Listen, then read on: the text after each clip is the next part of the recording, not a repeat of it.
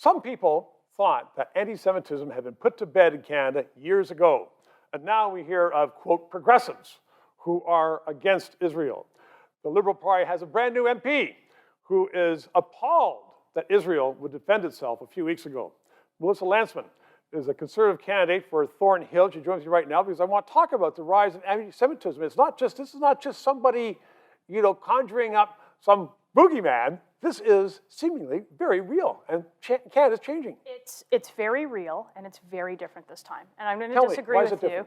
It's not that it ever went away, but I think that it's out in the open right now. It used to be. People would be ashamed.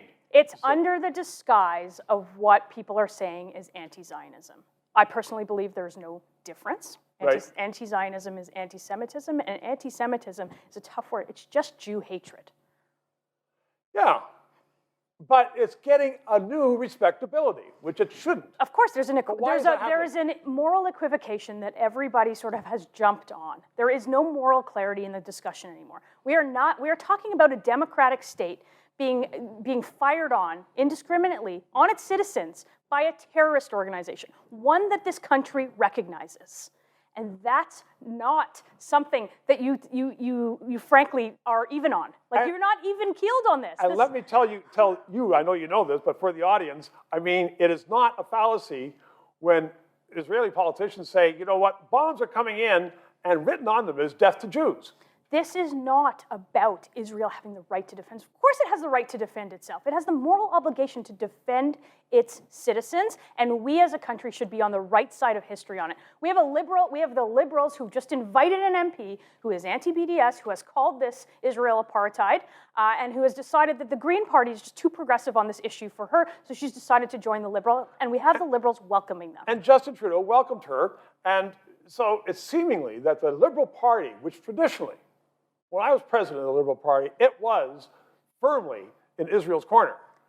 Now things are switching in politics in Canada. Is that because of numbers? This is a long way from when you were president of the Liberal Party. You're calling me old. I'm saying that the Liberal Party of today has changed, and it's been morally equivalent on an issue that there needs to be no moral equivalency on. So you are a Conservative candidate. Where is your party going to be coming out in this election? Party's going to be coming out on the right side of history like they always have and always will on this issue.